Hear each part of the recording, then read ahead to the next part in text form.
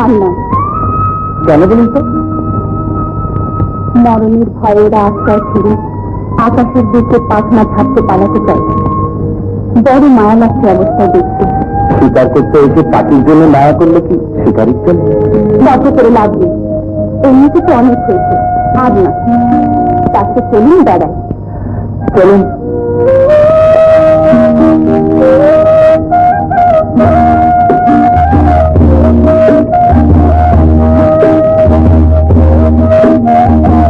জায়গাটা খুব সুন্দর, তাই না? হ্যাঁ, ধন্যবাদ। আমার জন্য এমন একটা সুন্দর জায়গা দেখতে পেলেন। আপনি তো শুধু নির্দিনেরই বেড়াচ্ছিলেন। আমার কিন্তু সব হরিণ স্বীকার করা। হরিণের এমন মায়া ধরে চোখে দিক তাকে আপনি ভুলে ছুটতে পারবেন? এই ছেলেছে আপনার পাল্লায় পড়লে তো সন্ন্যাসী হয়ে যাব। চাকরির ডানা যাত্রা দেখলে আপনার মায়া হয়, হরিণের চোখ দেখলে আপনার দয়া হয়। তাহলে সিলেটের বন বাজারে করবোটা কি? কত সুন্দর সুন্দর জায়গা আছে এখানে, ছোট ছোট করে সেগুলো দেখতে পারেন।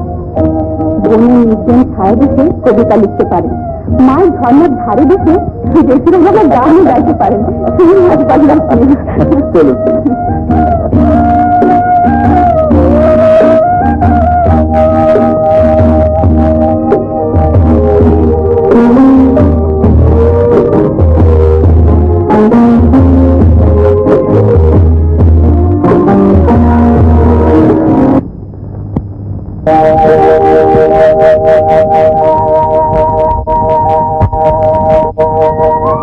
আপনার কোথাও লাগেনি?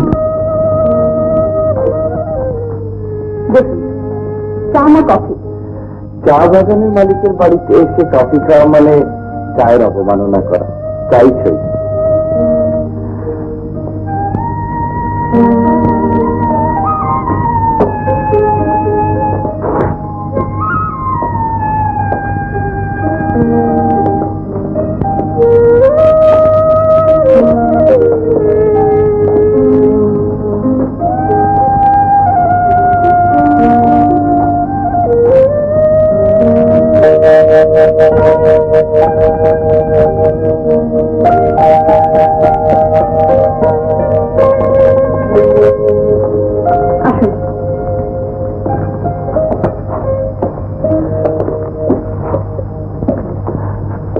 আপনার কে কে আছে তা তো বললেন না। কেউ নেই। মানে? মানে আমি একা। আমার বয়স যখন 2 বছর তখন মা মারা গেছে। 5 বছর হলে আব্বাও মারা গেছেন। ভাই বোনও নেই। অতএব আমি একা। তাতে মনে রাখবে। ব্যাস। I C.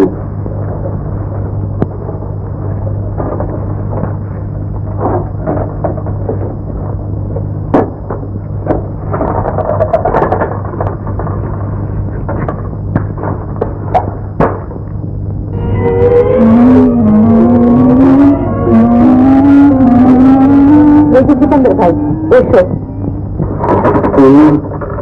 সিকান্দার আলী আমার চাচাতো ভাই। 2 বছর হলো এখানে আছে, ট্রেনিং নিচ্ছে। ভবিষ্যতে বাগান দেখাশোনা করবে। আর ইনি হলেন মিস্টার আসাদ চৌধুরী, ঢাকা থেকে এসেছে। আচ্ছা, কিছুদিন শিকার শিকার করে সময় কাটাবার জন্য। আজকাল স্বীকার করা মানে হলো সুস্থাস করে 2-4টা পাতলা। এই দিকে স্বীকার করো। কেন না বলো তো? শিকার মানে হলো বিগ গেম হান্টিং, অর্থাৎ যাকে বলে বাঘ, গন্ডার, হাতি, এসব শিকার করা। আমি যখন করে এখানে ট্রেনিং নিতে এলাম তখন দ্বীপের বইদের মতো হাজার হাজার মাছ গেলে পিটপিট করতো। হাজার হাজার হাজার হাজার না হলেও শত শত তো বটেই, যাকে বলে 100। আচ্ছা, হ্যাঁ, এক ফিরিঙ্গি সাহেব ছিল এখানকার ম্যানেজার। সে তো ভয়ে জানালা পর্যন্ত করতো না রাতে। বলো কি? হ্যাঁ, আমি বললাম, আরে সাহেব, আপনার কোনো ভয় নেই, সব টাকা আমি এখান থেকে মেরে দেওয়া। তারপর আরম্ভ হলো আমার বাঘ শিকারের পালা। 2 হাতে 2টো বন্দুক নিয়ে বাঘ ঠেঙিয়েছে 3 রাত। বন্দুক দিয়ে বাঘ ঠেঙিয়েছেন মানে? হ্যাঁ, ঠেঙিয়েছি। অনেকবার এমন হয়েছে পাশের ছোপ থেকে বাঘ এসে আমার ঘাড়ের উপর লাগলে বলে, তখন আর গুলি ছোড়ার সময় কোথায়, বাধ্য হয়ে ঠেঙিয়েছি। তুমি যে আমি পাকা শিকারি তা তো জানতাম না সিকান্দার ভাই। গোড়ার সে কথা বছর কি চরম উত্তেজনা, মানে এক্সাইটমেন্ট, মানে কি টেনশনে কেটেছে তার বলবার নয়। খুব ভালো হলো আপনার মতো একজন গুণী লোকের সঙ্গে আলাপ করে। মিস চৌধুরী, সিকিন্দার সাহেবকে উনি একদিন বেগম হান্টিংয়ে বেরোলে কেমন হয়? চমৎকার আইডিয়া। সিকান্দার ভাই, তাই চলো না? যখনই বলবেন।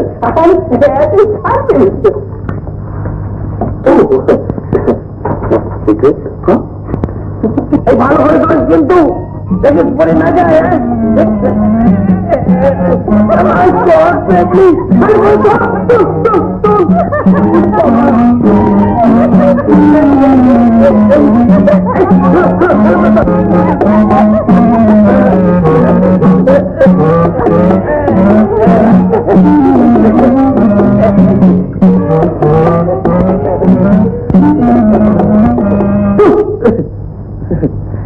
কি ব্যাপার, একেবারে ডবল ইঞ্জিন লাগিয়েছিলেন যে? উঠতে বুঝে খুব কষ্ট হচ্ছিল? আরে দূর দূর, এমন খাড়েই এখনো 2 মন বোঝা ঘাড়ে করে ঘোর দৌড় করে উঠতে পারি। ও বেটাদের এমনিতে একটু কাজ দিয়েছিলাম। ও বেটাদের যতই খাটাবেন ততই ওদের কাজ করবার ক্ষমতা বাড়বে।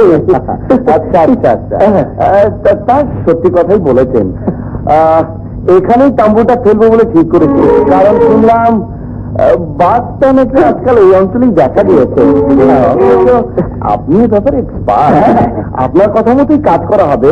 আপনি যদি বলেন তাহলে নিচেতেই তাম্বুটা ফেলি, কি বলেন? এখানেই থাক। আসুন চলুন। আমাদের সন্ধ্যের আগে মাথাতে গিয়ে ওঠা উচিত ছিল। তা বটে। একটা মাথাতে তুমি আর আসার চাই, আর একটাতে ওই কুড়ি দিবে, আর আমি একাই থাকবো অন্যটাতে। আমরা কিন্তু মাঝখানে মাথাতে উঠবো। কেন? আমার বড্ড ভয় করছে। আমি থাকতে কোনো ভয় নেই, একটা তোমার তো